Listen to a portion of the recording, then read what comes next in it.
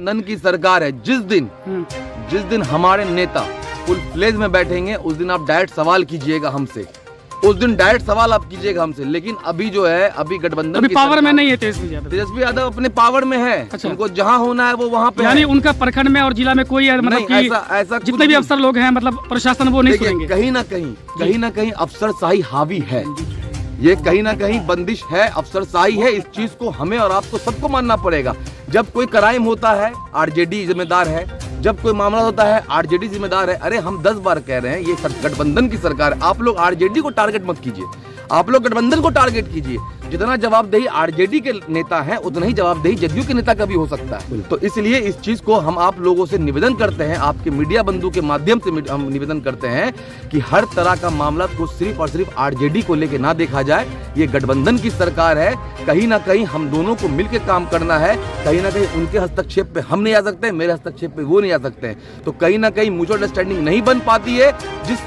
जिस प्रक्रिया में जो है हमारे आम जनता लोग सफर कर रहे हैं उस पर भी बहुत जल्दी कार्रवाई होगी। जैसे कि अभी हर महीना मैं बता देता हूं आपको कि हमारे नेताजी जो है हर महीने अपने मुख्यालय में एक मीटिंग का आयोजन किया है, जिसमें जितने भी प्रखंड की समस्या है वो जिला अध्यक्ष के माध्यम से, प्रदेश के जो पदाधिकारी उनके माध्यम से वो बात रखी जाएगी मुख्यालय में और उसका निवारण अवश्य होगा। पहला मीटिंग हो चुका है, दूसरा मीटिंग में इंशाल्लाह मैं खुद रहूंगा और ये हर महीना ये मीटिंग, और उस मीटिंग में खुद हमारे नेता तेजस्वी यादव जी बैठेंगे। सब पीछे रहेंगे, नीचे रहेंगे इन लोग के। ये आपकी बड़कपन है, ये आपकी बड़कपन है सर, समझ गए सर? सिर्फ आप या आपकी पार्टी? पूरी पार्टी, राजद पार्टी, हम अकेले नहीं हैं, पूरे राजद। चलिए,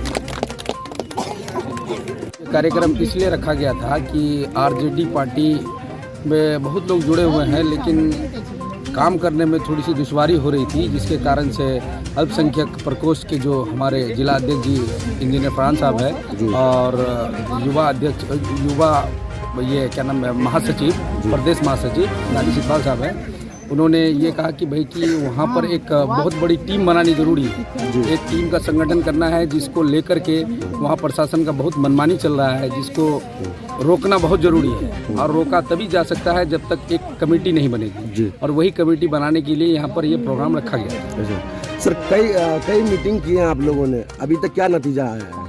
जी अभी तक बहुत पॉजिटिव रिजल्ट्स हम लोग अभी लेके आ रहे हैं, जगह जगह में हम लोग देख रहे हैं। अभी मान लीजिए कि अभी कुछ ही दिनों पहले हम लोगों ने डीलरों को पकड़ा। डीलर कुछ पैसे वैसे मतलब ले रहे थे लोगों से ज़्यादा, अनाप शनाप, यानी 100 रुपये लीटर के हिसाब से किरासन तेल बेच रहे थे और अनाजों में भी कटौती कर रहे थे, आधा किलो 1 किलो, उनको भी पकड़ा। और यहाँ अवैध तेल का कारोबार हो रहा है हमारे टेरागाज प्रखंड में, यानी तेल को बनाया जा रहा है। इसका जिम्मेदार कौन है? इसका जिम्मेदार सर देखिए यहाँ के जनप्रतिनिधि है। यहाँ का जनप्रतिनिधि और यहाँ का प्रशासन बहुत बड़ा जिम्मेदार माना जाएगा, क्योंकि यहाँ के जनता जो है वो भोले वाले जनता है।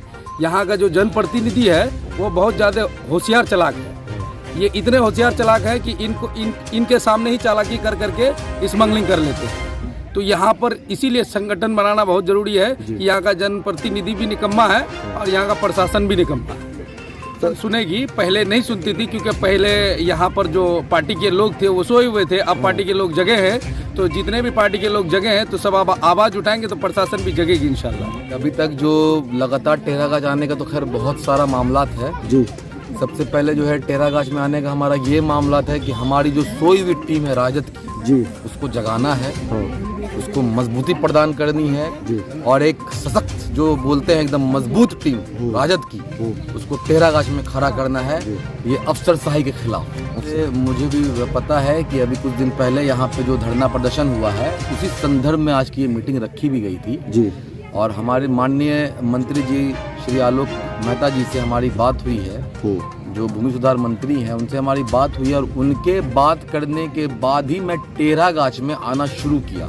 सबसे पहले जो समस्या मेरे पास आई थी वो ज़मीन को लेकर के आई थी, मोटेशन को लेकर के आई थी कि बहुत सारे मोटेशन वहाँ पे जो है पेंडिंग किए हुए हैं और उगाही किए जा रही है। और ज़मीनों का जो विवाद जो यहाँ पे छिड़ा हुआ है, ये यहाँ के जो लोकल माफिया हैं उन लोगों की मिली भगत से ये सारा चीज़, ये जो खेल जो चल रहा है, इन लोगों की मिली भगत से ये हो रहा है।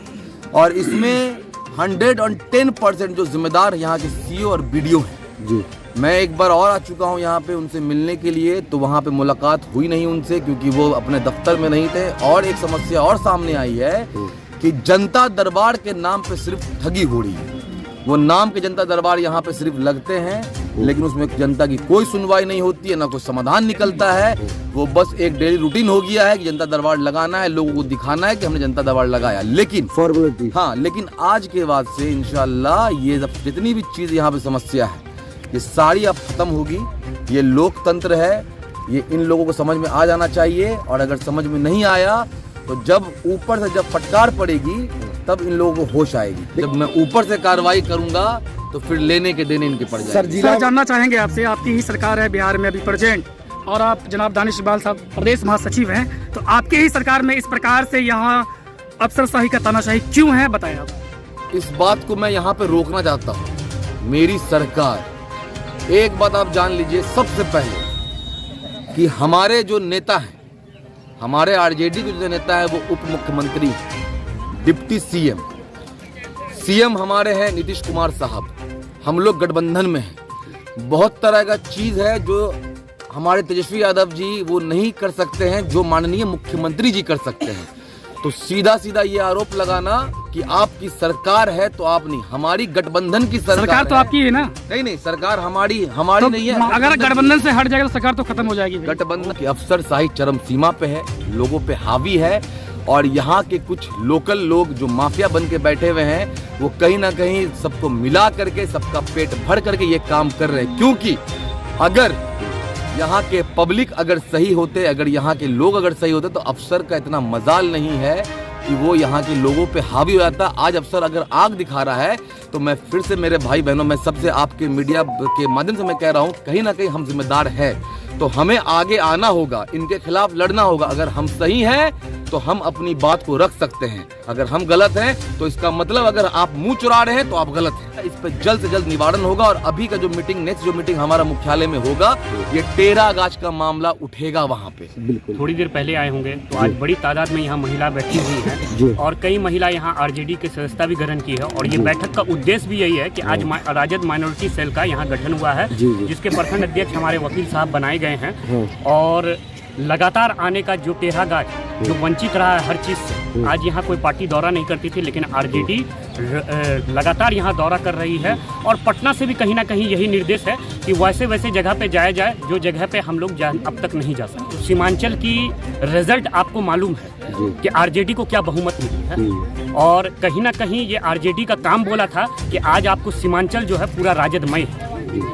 तो सियासत आरजेडी अभी तक यहाँ वोट के लिए अगर बोलिएगा तो ये सटीक जवाब नहीं होगा, क्योंकि आरजेडी को कहीं ना कहीं यहाँ नकारा गया था विधानसभा में। सर, ये तानाशाही और अफसरशाही को किस प्रकार से आप लोग नष्ट बर्बाद खत्म करने का काम करेंगे? देखिए, हर चीज़ में वक्त लगता है। यहाँ सवाल ये है कि मेरा कातिल ही मेरा मुंसिफ है, तो जो कातिल है वही जज है। तो हर सिस्टम को सुधरने में वक्त लगता है। तेजस्वी साहब हर जगह नहीं जा सकते हैं, जिसका एग्जाम्पल है कि आज लगातार यहाँ पे फरहान आ रहा है, दानिश इकबाल आ रहा है, और स्वास्थ्य विभाग को वो संभाले हैं। तो उसकी उपलब्धि आप देख सकते हैं कि जो बायोमेट्रिक के लिए पूरा बिहार विरोध किया, आज उन्होंने वो चीज़ को लगा के छोड़ा। तो कहीं ना कहीं वक्त सुधर रहा है, हर चीज़ में वक्त लगता है।